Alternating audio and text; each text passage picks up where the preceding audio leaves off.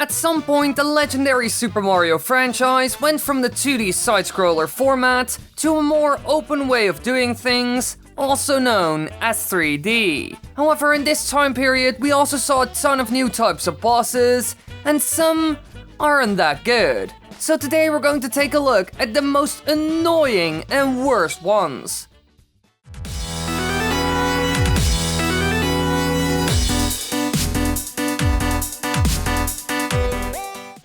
Number 10.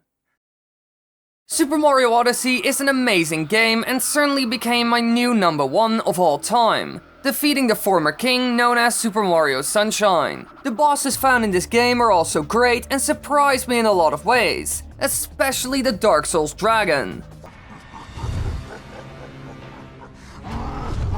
Whoa! So, as you could expect, I'm not disappointed in that. However, there's one that could have been a lot better, and it just annoys me. Torkdrift, the robotic flying sorcerer resembling a flower, which is the second boss of the game seen in the Wooded Kingdom. Now, the concept of this fight isn't bad. You have to use an uproot enemy and smash the robot's glass core repeatedly. And in order to do so, you have to take out protective orbs, dodge some lasers, and break some brick blocks. However, they could have done more with this boss. There's so much potential, and Nintendo didn't use all of it. That's the thing that annoys me. Why not do some platforming while you're trying to destroy the orbs? Now it's just a huge chunk of brick blocks that you have to attack in the middle. The only thing that brings some excitement into the fight is the pulse beams it later creates to attack you. So I dislike this boss not because of the concept, but mostly the execution was not as good as all the others. Sadly enough. Number 9.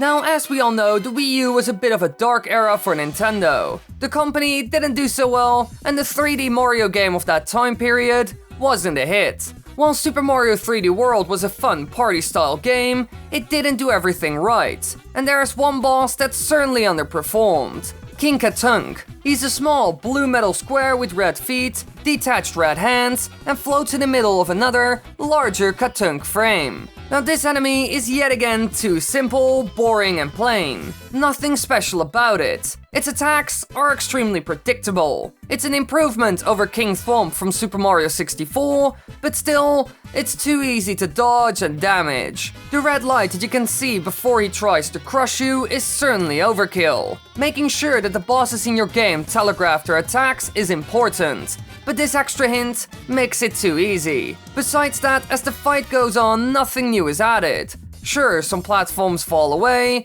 but the boss itself doesn't have any extra tricks up its sleeve. So it's a bit basic and boring. Not a big fan of this boss.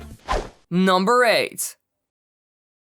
Now we can all remember the very first 3D Mario game, Super Mario 64, which became an instant classic. This game was the first to feature 3D boss fights, and some were really creative and cool, while others were a bit bare bones. And one that certainly stands out is the Wiggler in Tiny Huge Island. First, Mario almost drowns it and then goes inside of its house. And as expected, the Wiggler's angry because you flooded its house. The beast will start running around trying to storm into Mario and damage him. And later on in the fight, he will become faster. And that's kind of it. It's extremely bare bones, and with the camera controls in the game, it can be really hard to keep track of it, let alone deal damage. Besides that, it didn't have any interesting abilities or anything. And as the fight went on, the difficulty didn't really increase. Others, like bob-omb and King Thwomp, had a more interesting approach, and fighting was more organized. Overall, this wasn't the best boss ever, and Super Mario Sunshine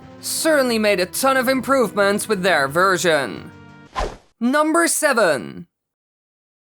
Like I mentioned before, Super Mario Sunshine is one of my favorite games out there. The sunny vibe, great music, diverse range of mechanics and objectives, and a whole lot more. In my opinion, it's really good, but not perfect. Some bosses in this game are horrible, and one of them is the polluted Piranha. If you fought this enemy once, you know what the deal is, and if Nintendo only used it in the intro, it would have been fine. However, this boss is encountered again, and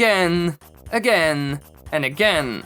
It's used way too much and is extremely basic. I don't know why Nintendo thought it would be a good idea to use it so often, while it's actually a tutorial fight. It doesn't really fight back or does anything really. Besides that, it's the same every time. Just spray some water in its mouth and look out for the slippery paint. Luckily enough, it's quite easy to defeat, so you're not stuck with it for a long time. But still, it's a terrible excuse for a boss fight.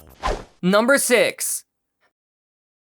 Now, like I said before, Super Mario 64 was the one game that explored the unknown world of 3D. And because of this, some of its bosses aren't that good. One that certainly belongs on that list are the two bullies. The ones seen in Lethal Lava and Snowman's Land. While the concept is certainly more interesting than the wigglers, it lacks a good amount of polish. In battle, they will ram into you, attempting to shove you into the lava or ice water. The attacks don't hurt you, but if you're pushed off the platform, you will take a lot of damage. So the battle is essentially a shoving contest, nothing more, nothing less. This works with the smaller ones, but these bigger versions are a completely different story. They can be extremely frustrating, also because the perfect way to shove them is quite hard to pull off and a bit random. Sometimes you get it right and you can push it back a bit. However, other times you mess up for some reason and lose ground. This can be really annoying, especially combined with the lava that makes you run around like a madman. For these reasons, I absolutely hate them.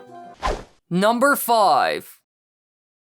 Now, Super Mario 64 isn't the only game where bully bosses are seen. Oh no, because Super Mario 3D World also had one. This time it's Prince Bully, a larger one with red feet, made out of silver metal with large gold horns. While its design is really cool, the boss fight is boring and terrible to be honest. The player must force him into a nearby clear pipe, where he gets sucked in and spat out through another, rolled into a cylinder, at which point he must be pounced, throwing him across the room. Now there are two things that make this fight horrible: the small room and the lack of counterattacks. You can quite easily shove him in the pipe and damage him. It's not that hard, and the fireballs he shoots are easy to dodge or cancel, making this fight easy and boring. Number 4. Now, one game we haven't really looked at yet is the Super Mario Galaxy games. However, they have some terrible bosses as well. Brrr is one of them. This is a ball of ice with a crown on top that tries to battle you. When you reach the area, he begins firing balls of ice at you out of his crown, which are quite easy to dodge. Now you need to reach him while avoiding these, and when you get there, he will start slamming down onto the ground, creating icy waves which require you to jump. And to deal damage, you need to spin twice when he's close to you. That's it.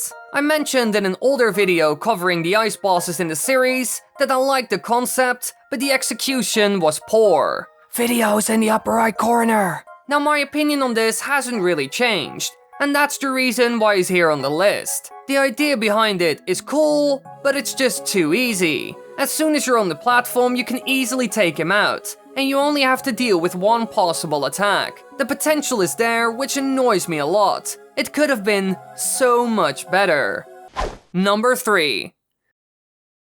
At some point in the series, Nintendo started to experiment with robots, which made for some great characters, enemies, and more. But there's one robot-like boss that didn't really impress me: the Grunt gunners seen in Super Mario Galaxy. They appear in 3 worlds, and in each one they must be hit 3 times on a cockpit to be destroyed. Now, my biggest problem with this boss is the fact that the Grunt gunner itself plays almost no role. He just sits there and shoots. All the other obstacles are built in the terrain and have nothing to do with him. He isn't the biggest threat, so you can almost completely ignore him. Besides that, the fight itself isn't difficult at all. Most obstacles can easily be avoided, and getting to him is also rather easy. This boss is incredibly disappointing. Certainly not one of the better ones out there.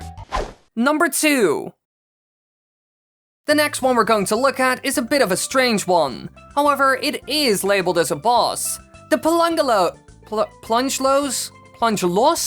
I don't really get it. They are parrot-like creatures that look a lot like the blue version found on the beach and are miniature bosses. Now the way to defeat them is a bit weird and also the biggest reason why I hate this segment of the game. You need to throw it off by using ground pounds on the tilting mirror. However, their plunger feet prevent them from losing their footing. So you need to push them to the edge with flood, which causes them to lift one of their feet and weaken their footing. The player can then shake them off by having Mario ground pound on the opposite side of the mirror. All of this is extremely tedious and annoying to go through, because the other ones on the mirror will also bug you, making it harder. Overall, it's just frustrating. Getting them to the edge isn't easy, getting to the right side to ground pound isn't easy, and the others that bug you also isn't easy to deal with. That's simply what it comes down to. Number 1. Now for our final boss, the one that annoyed me the most, and it's the absolute worst to deal with, the Phanta Manta. This is a pale pink silhouette of a manta ray, and its name is a pun on phantom and manta. When you spray it with water from flood, it splits into smaller versions of itself. It possesses the uncanny ability to project itself over any surface of varying elevations instantaneously, much like a shadow. This thing is an ordeal to defeat. As soon as it starts breaking up into smaller pieces, it becomes harder to keep track of and dodge. Personally, I've had some trouble with this boss, and I know I'm not the only one. A lot of people dislike it. While the concept itself is cool, the fight is too chaotic and messy to effectively deal with. And the big open space also doesn't help with this, but without it, it would become even more difficult. So no matter what you do, this battle will be a pain. We are lucky that near the end, all the small manta rays will come to you. Otherwise, this would be borderline impossible to do, which it already kind of is. Thanks for watching, everybody. I hope you enjoyed. If you want to watch more videos, click those funny annotations, and be sure to subscribe and click the little bell, please. And follow me on Twitter, Instagram, and Twitch, you baboon, you lovely baboon. No, you're not a baboon. I just usually do whatever in these outros, so please help me.